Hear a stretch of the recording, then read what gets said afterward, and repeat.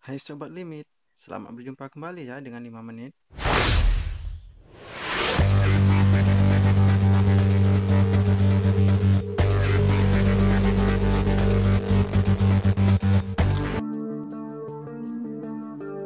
Dengan menjadi sponsor utama untuk sirkuit Mandalika, pastinya akan semakin melambungkan nama Pertamina di seluruh dunia.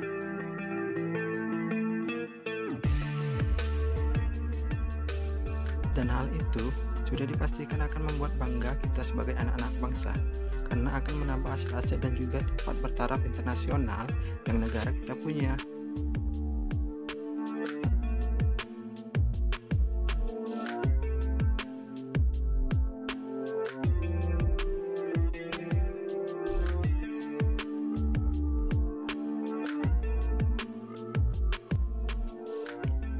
Berbicara Pertamina, mungkin banyak di tengah kita yang beranggapan bahwa perusahaan milik negara yang satu ini hanya sebagai tempat masuk dan penyedia minyak saja, seperti POM atau Stasiun Pengisian Bahan Bakar Umum (SPBU).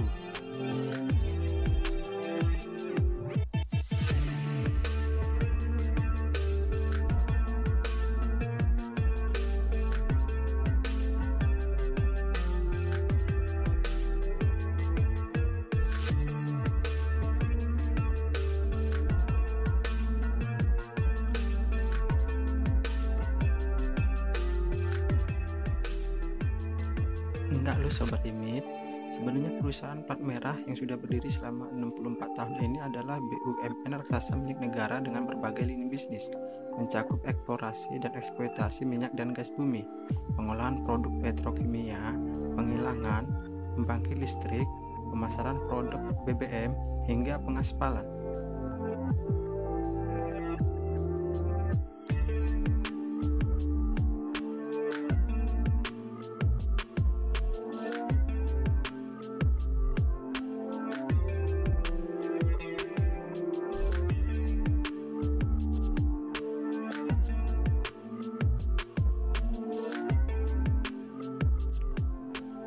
Dan gak cukup sampai di situ, perusahaan bernama lengkap PT Pertamina Persero ini bahkan mempunyai anak usaha yang bergerak di bidang kesehatan, seperti rumah sakit, dan juga pendidikan, seperti universitas.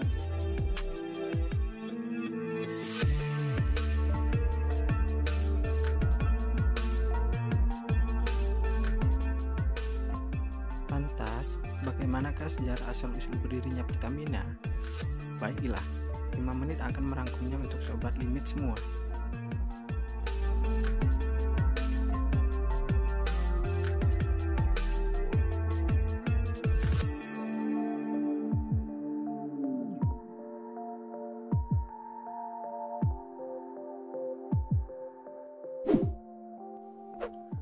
Bermula dari nasionalisasi aset migas pasca kemerdekaan, jalan panjang kiprah Pertamina dimulai dari upaya pemerintah Indonesia untuk mempertahankan aset-aset lapangan minyak dan gas pasca kemerdekaan. Seperti diketahui, praktik eksplorasi dan eksploitasi mineral tambang dan migas di Nusantara sudah berlangsung sejak lebih dari 100 tahun lalu oleh perusahaan-perusahaan milik kolonial Belanda. Salah satunya adalah PT Eksploitasi Tambang Minyak Sumatera Utara atau PT Etemsul, yang mengolah lapangan minyak yang pada saat itu dikelola oleh Shell, sebuah perusahaan migas milik Belanda. PT Etemsul sendiri dibentuk oleh pemerintah RI sebagai hasil perubahan dari Perusahaan Tambang Minyak Rakyat Indonesia atau PT MRI.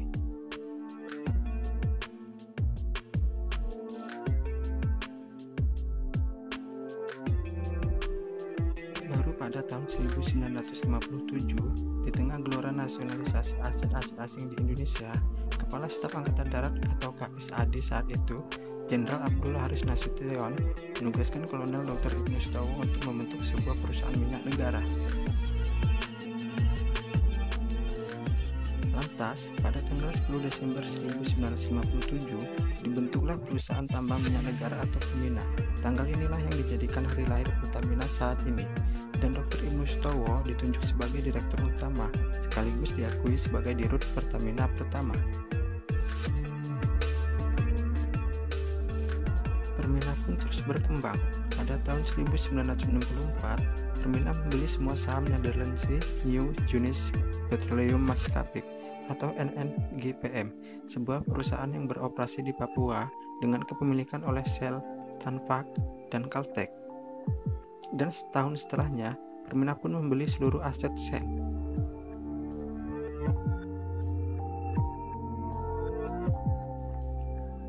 Di saat yang sama, pemerintah membentuk PT Pertamina setelah mengambil alih saham dari Permindo Shell. Dan seiring waktu, terjadi pembagian lini bisnis, yaitu Pertamina bergerak di bidang produksi migas, sementara Pertamina di bidang pemasarannya.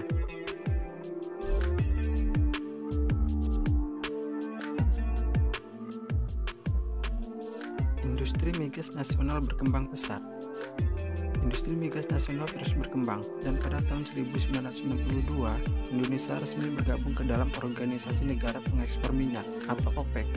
Lalu pada tahun 1967, Indonesia mulai memonopoli sistem kontrak bagi hasil, yaitu Production Sharing Contract atau PSC.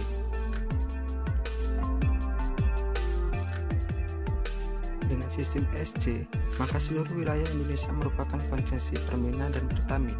Sementara perusahaan asing yang beroperasi di Indonesia hanya berperan sebagai kontraktor dengan sistem bagi hasil produksi minyak, bukan lagi dengan membayar royalti.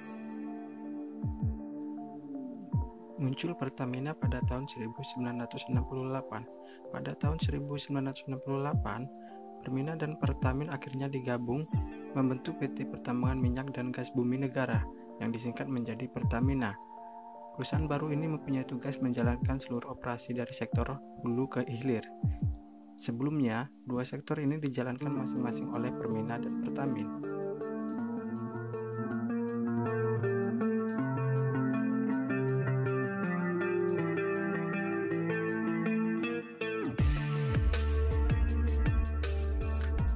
Lantas pemerintah merilis UU Nomor 8 Tahun 1971 yang isinya mengatur peran Pertamina untuk menghasilkan dan mengolah migas dari ladang-ladang minyak yang ada di Indonesia.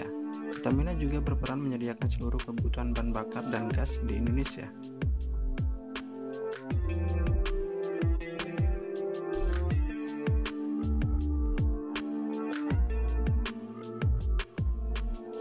Kemudian melompat ke tahun 2001. Melalui UU Nomor 22 Tahun 2001, pemerintah mengubah kedudukan Pertamina sehingga penyelenggaraan Public Service Obligation PSO dilakukan melalui kegiatan usaha.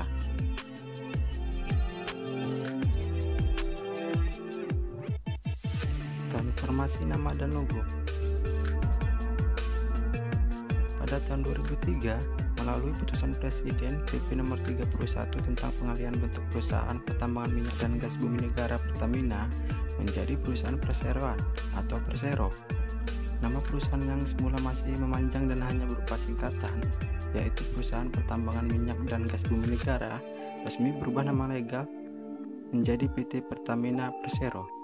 Dalam aturan itu, disebut pula bahwa Pertamina bertugas menjalankan lini bisnis dari sektor hulu hingga hilir.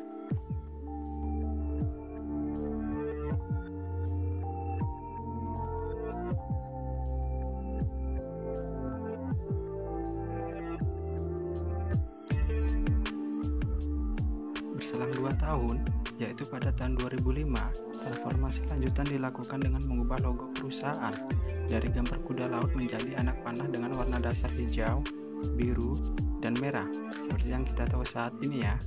Warna dasar ini merefleksikan unsur dinamis dan kepedulian lingkungan.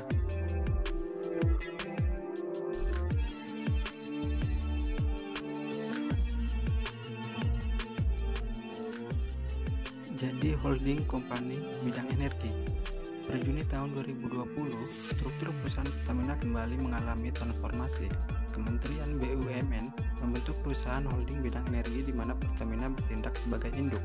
Ada 5 subholding yang dibentuk dengan masing-masing operator, yaitu PT Pertamina Hulu Energi menjalankan subholding hulu, PT Perusahaan Gas Negara Tbk atau PGAS menjalankan subholding gas, PT Kilang Pertamina Internasional menjalankan subholding pengolahan dan petrokimia, PT Pertamina Power Indonesia menjalankan subholding pembangkit dan energi terbarukan, dan PT Patra Niaga menjalankan subholding niaga dan perdagangan.